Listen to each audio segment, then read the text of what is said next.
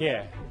앞서 저희가 비 피해 얘기를 좀 전해드렸었는데 역대급 장마로 전국에 피해가 커지는 이 와중에 북한이 또다시 사전 통보 없이 황강댐 모를 방류를 했습니다. 이런 상황을 알고도 통일부가 다시 한번 북한의 수해 복구 지원을 검토하겠다 이렇게 나서서 논란이 일고 있습니다.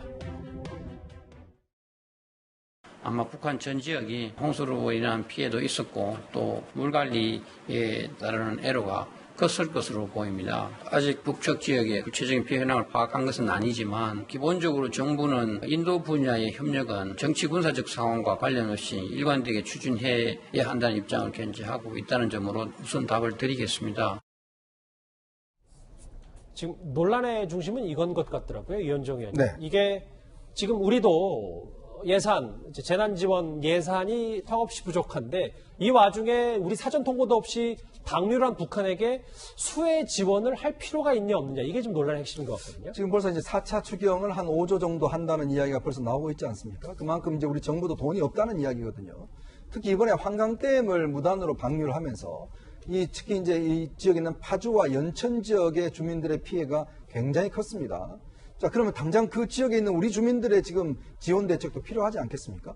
그러면 예를 들어서 국가 간에도 기본적으로 예의라는 게 있는 겁니다. 예. 뭐냐면 우리가 이 지류가 이제 같이 겹쳐져 있는 국가들 같은 경우에 통상적으로 한쪽에 어떤 수해가 날 경우에 다른 나라에 알려주는 게 기본적인 상식입니다. 왜냐하면 이게 위쪽에서 만약에 댐을 방류할 경우에 밑에 피해가 오지 않습니까? 예를 들어서 메콩강이라든지 이쪽에 있는 많은 여러 나라에 거친 나라는 가장 기본적으로 그것들 알려주는 게 상식이거든요.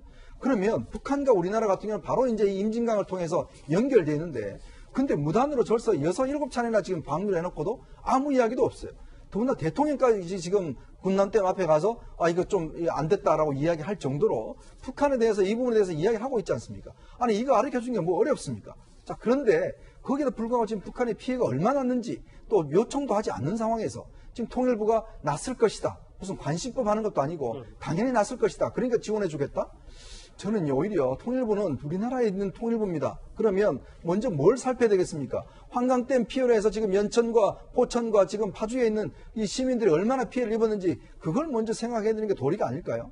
질문 하나 더 드릴게요. 왜냐하면 정말 우리 정부의 보관대로 북한에 만약에 이제 수해 지원을 한다고 하면 지금 검토 중이긴 하지만 지금 뭐 예산과는 달리 뭐 대북 지원 기금이 있다고 하잖아요. 협력 기금. 그러면 또 현금을 못 주잖아요. 유엔 제재 그렇죠. 때문에. 그럼 현물로 줘야 되는데 이 반복도는 앞으로 만약에 검토를 한다고 해도 쉽지는 않겠네요. 그렇습니다. 현물 주는 것도 그게 어떤 면에서 여러 가지 이제 주는 방식.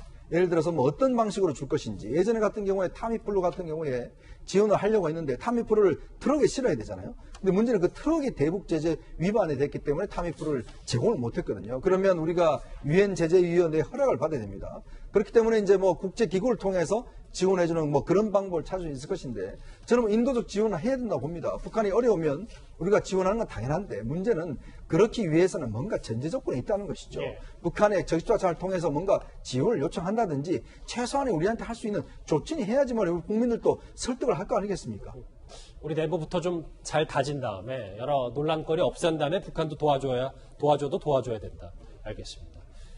그리고 미국 얘기도 하나 살펴봐야 될 것 같아요. 오늘 미국 백악관 건물 밖에서 총격 사건이 벌어졌습니다. 그러니까 우리 시각으로 오늘 오전이었는데 트럼프 대통령이 브리핑 3분 만에 긴급 대피하는 사태까지 벌어졌습니다. 영상으로 먼저 만나보겠습니다.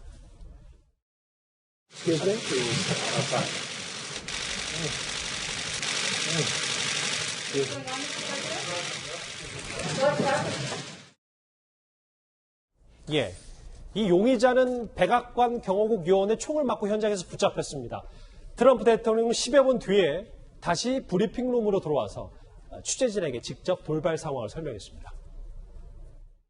There was a shooting outside of the White House and seems to be very well under control. There was an actual shooting and somebody's been taken to the hospital. I don't know the condition of the person. It seems that the person was shot by Secret Service. It was outside of the White House, this area right over here. There was the suspect who was shot.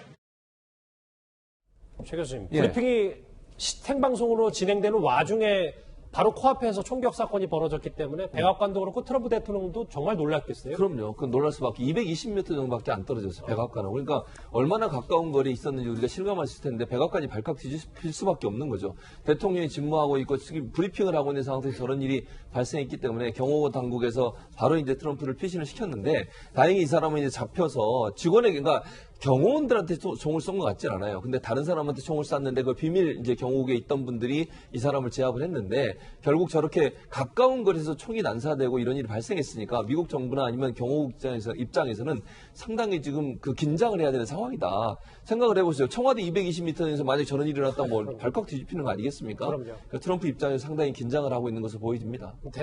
그래서 이제 긴급 대표 다시 브리핑에 나왔는데 정 변호사님. 범행 동기가 뭡니까? 이 용의자가 이 트럼프 대통령과 관련 있는 총격전을 벌인 겁니까?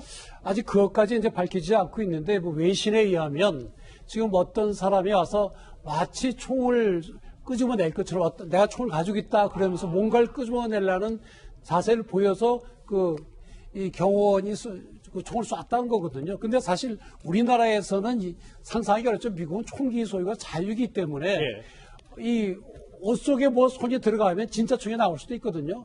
그래서 아마 그 경호요원이 그 총을 쏜 것 자체도 문제가 될 거는 안 보이는데 예를 들어 우리 미국에서 교통경찰관이 차 세울 때 그 차인들 잡고 있어야지 괜히 그 앞에 뭔가 맞아요. 사문화를 여는 흉내를 내면 잘못하면 총 맞습니다. 이 총을 꺼낸다는 의심으로 그렇습니다. 그래서 이 경우도 아마 우리하고 좀 문화가 달라서 그런 걸로 보이는데 아마 경호요원이 이런 경우에 총을 쏜 것은 적합한 걸로 처리될 걸로 보입니다.